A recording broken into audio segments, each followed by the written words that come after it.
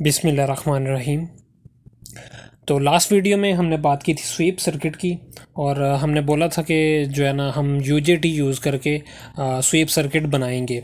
तो इस वीडियो में हम देखेंगे कि यूजेटी यूनी जंक्शन ट्रांजिस्टर क्या होता है, इसकी करैक्टरिस्टिक, इसकी वर्किंग के ऊपर बात करेंगे और नेक्स्ट वीडियो में हम यूनी जंक्शन ट्रांजिस्टर को यूज़ करके स्वीप सर्किट बनाएंगे जो कि हमारे कोर्स का पार्ट है। तो यूनी जंक्शन ट्रांजिस्टर क्या है? नाम से ही जाहिर है कि एक ऐसा ट्रांजिस्टर जो जिसमें एक ही जंक्शन हो। यूनी मतलब वन और जंक्शन मतलब कि उसके अंदर एक ही जंक्शन हो, ऐसा ट्रांजिस्टर। आमतौर पे जो बीजेटी है, बाईपोलर जंक्शन ट्रांजिस्टर है, उसके अंदर दो जंक्शन होते हैं। उसके अंदर दो पीएन जंक्शन होते हैं, बेस और अमीटर के साथ एक जंक्शन होता है और दूसरा बेस और कलेक्टर के साथ जंक्शन होता है। तो यूनी जंक्शन ट्रांजिस्टर में सिर्फ एक ही पीएन जंक्शन होता है। तो इसकी इस प्रॉपर्टी की वजह से इसका नाम है unijunction transistor. It is a 3 terminal device. जैसे कि आम डिवाइसेस होती हैं, जो ट्रांजिस्टर होते हैं आम, वो 3 टर्मिनल ही होते हैं मोस्टली। जैसे हमने इससे पहले काफ़ी ट्रांजिस्टर पढ़े हैं, तो वो सारे के सारे 3 टर्मिनल थे और उनमें से कुछ एक शायद था जो कि 4 टर्मिनल हमने पढ़ा था ट्रांजिस्टर। तो ये भी तीन टर्मिनल इसके होते हैं। और the name unijunction is referred as it has only one PN junction. तो इसका नाम इसकी इसी प्रॉपर्टी की वजह से ही रखा गया, क्योंकि इसका एक ही पीएन जंक्शन है, तो इसी वजह से इसको यूनी जंक्शन ट्रांजिस्टर बोला जाता है। It is useful in certain oscillator applications.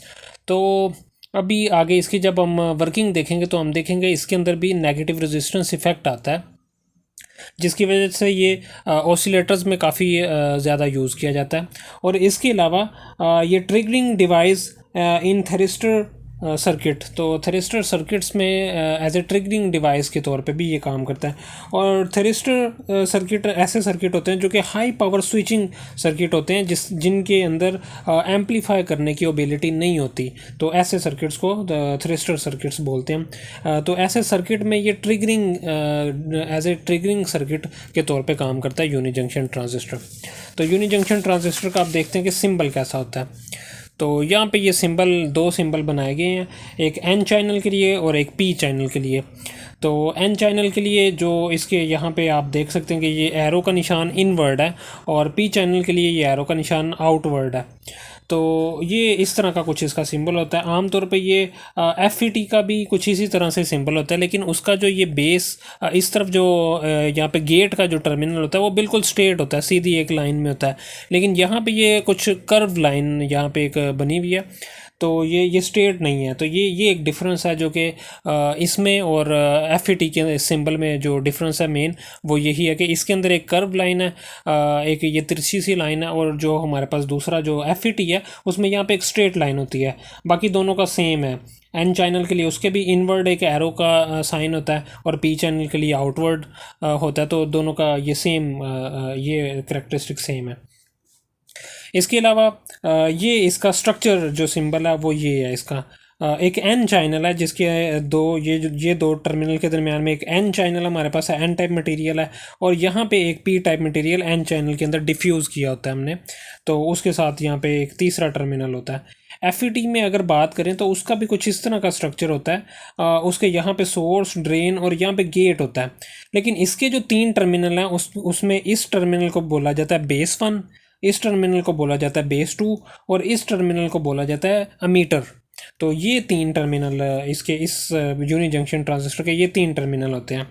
और इसमें ये जो पी रीजन जो ये डिफ्यूज़ हुआ है चैनल के अंदर, ये बेस 2 रीजन के ज़्यादा क्लोज होता है। आप यहाँ से देख सकते हैं, मैंने कोशिश की है कि इसको बेस 2 के करीब बनाऊँ, थोड़ा नीचे ज़्यादा गैप है, ऊपर कम है। तो ये जो पी रीजन है ये बेस 2 के करीब ज़्यादा करीब होता है बेस 1 की निस्बत। इसी तरह से ये जो पी चैनल जो ट्रांजिस्टर है उसकी अगर हम बात करें तो जो बेस 1 और बेस 2 के दरमियान में ये जो एक मटेरियल है, ये पी टाइप सेमीकंडक्टर मटेरियल होता है और उसके अंदर एन टाइप सेमीकंडक्टर को डिफ्यूज़ किया होता है, और ये भी बेस 2 के ज़्यादा करीब है यहाँ से, और इस टर्मिनल को अमीटर बोला जाता है। तो ये इसके सिंबल हैं और ये इसका स्ट्रक्चर जो है ये इस तरह का उसका स्ट्रक्चर होता है कुछ। अब इसकी कंस्ट्रक्शन देखते हैं कि कंस्ट्रक्शन इसकी कैसे होती है।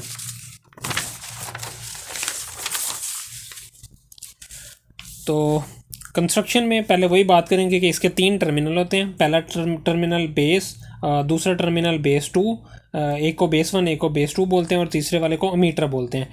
बेस 1 और बेस 2 जो है वो कनेक्ट होते हैं पी या एन टाइप चैनल के थ्रू। तो यही हमने अभी थोड़ी देर पहले देखा कि जो बेस 1 और बेस 2 हैं वो किसी एक चैनल जो पी टाइप मटेरियल हो या एन टाइप मटेरियल के थ्रू एक दूसरे के साथ कनेक्ट होते हैं। तो ये बेस 1 और बेस 2 का हो गया। अगर पी टाइप मटेरियल है तो उसके अंदर जो डिफ्यूज़ होने वाला जो एलिमेंट है वो उसके ऑपोजिट होगा, मतलब एन टाइप मटेरियल उसके अंदर डिफ्यूज़ करेंगे हम अमीटर के लिए। और अगर एन टाइप चैनल है तो उसके अंदर पी टाइप को हम डिफ्यूज़ करेंगे अमीटर के लिए। Emitter is highly doped than the channel. तो अमीटर जो टर्मिनल है, मीटर का जो डिफ्यूज्ड मटेरियल है वो हाईली डोप्ड होता है चैनल की निस्बत। तो जो चैनल का जो होगा एन टाइप या पी टाइप मटेरियल होगा उससे ज़्यादा हाईली डोप होगा जो अमीटर वाला जो हमारे पास डिफ्यूज़ हमने किया हुआ है वो। And more close to the base 2 terminal. तो बेस 2 टर्मिनल के ज़्यादा करीब होता है हमारे पास जो अमीटर वाला रीजन है। तो ये इसका हो गया, इसकी कंस्ट्रक्शन हो गई। अब बात करते हैं इसके इक्विवेलेंट सर्किट की।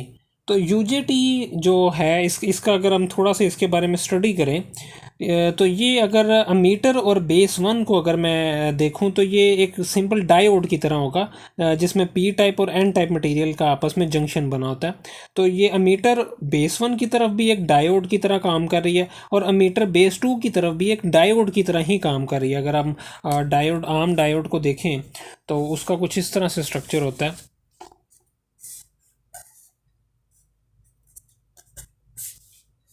एक तरफ पी टाइप मटेरियल होता है, एक तरफ एन टाइप मटेरियल होता है हमारे पास।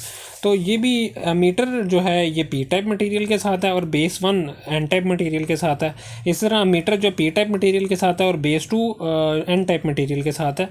तो कुछ इस तरह से इसका स्ट्रक्चर है कि ये एक जो हमारे पास बेस 2 और बेस 1, मीटर बेस 1 और बेस 2 के साथ एक डायोड की तरह एक्ट कर रहा है। और ये जो चैनल है ये चैनल की हमें पता है कि पीएन जंक्शन जहाँ पे बनता है तो वहाँ पे इंटरनल रेजिस्टेंस भी होती है कुछ ना कुछ। तो ये वो दो रेजिस्टेंस हमने यहाँ पे बनाई हुई हैं, एक RB2 और एक RB1, जो कि इस अमीटर के साथ अमीटर और बेस 1 के दरमियान में रेजिस्टेंस है। यहाँ से अमीटर और बेस 2 के दरमियान में जो रेजिस्टेंस है उसको ये RB2 हमने बोला हुआ। हमने जब डायोड के बारे में पढ़ा था तो हमने पढ़ा था कि इसकी इंटरनल रेजिस्टेंस होती है कुछ ना कुछ डायोड की। तो ये वो बेसिक यहाँ पे डायोड की जो रेजिस्टेंस है वो यहाँ पे हमने बनाई हुई है। तो यूनी जंक्शन ट्रांजिस्टर, ये जो इसकी ट्रांजिस्टर है ये इस इक्विवेलेंट सर्किट के इस सर्किट के इक्वल होता है। ये एक डायोड है जो अमीटर और बेस के दरमियान में और एक इसी तरह से डायोड अमीटर और बेस 2 के दरमियान में और यहाँ पे कुछ रेजिस्टेंस है। तो इन रेजिस्टेंस को देखते हैं अब ये रेजिस्टेंस कैसी होती है। RB1 जो ये वाली जो रेजिस्टेंस है इसको इंटरनल डायनामिक रेजिस्टेंस बोलते हैं और ये वेरिएबल रेजिस्टेंस होती है। चूँकि हम अमीटर और बेस 1 को फॉरवर्ड बायस करते हैं, फॉरवर्ड बायस के केस में हमें पता है कि जो डायोड है फॉरवर्ड बायस जब होता है तो उसकी इंटरनल रेजिस्टेंस निग्लिजिबल हो जाती है, बहुत ही कम होती है। रिवर्स बायस के केस में इन्फिनिटी हो जाती है। तो ये हमें इसकी इस कैरेक्टरिस्टिक की वजह से ये जो एक रेजिस्टेंस है ये वेरिएबल रेजिस्टेंस है। जब इसको रिवर्स बायस करेंगे तब तो ये बहुत ज़्यादा होगी, जब फॉरवर्ड बायस करेंगे तब हम देखेंगे कि ये रेजिस्टेंस जो है ये डिक्रीज़ करना शुरू कर देती है। इसी तरह से मीटर और इसके दरमियान में जो रेजिस्टेंस है RB2 उसको सिर्फ डायनामिक रेजिस्टेंस बोलते हैं। RB1 को बोलते हैं इंटरनल डायनामिक रेजिस्टेंस, RB2 को बोलते हैं डायनामिक रेजिस्टेंस। और इन दोनों की टोटल कंबाइन जो रेजिस्टेंस है, टोटल जो चैनल की रेजिस्टेंस है उसको बोलते हैं inter base resistance. RB1 plus RB2 इसको बोलते हैं इंटर बेस रेजिस्टेंस और इसको डिनोट करते हैं RBB से।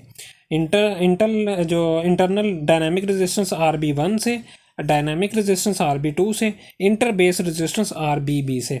तो ये बेसिक यूजेटी का इक्विवेलेंट सर्किट इस सर्किट के इक्वल होता है। यूजेटी को आप चाहें तो इस सर्किट से भी यूजेटी बना सकते हैं, यूनी जंक्शन ट्रांजिस्टर बना सकते हैं। तो ये बेसिक इसका इक्विवेलेंट सर्किट है।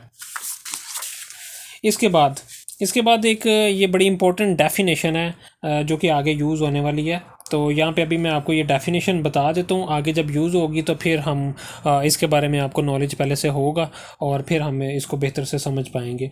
Stand of ratio basically RB1 और टोटल इंटर बेस जो रेजिस्टेंस है उसके दरमियान जो रेशो है उसको बोलते हैं स्टैंड ऑफ रेशो।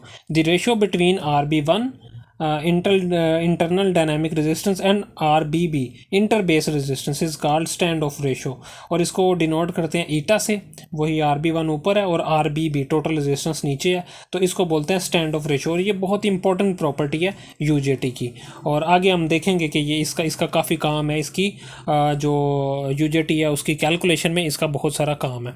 तो आगे अब देखते हैं कि इसकी वर्किंग किस तरह से है, इसकी बाइसिंग और वर्किंग का हम देखते हैं।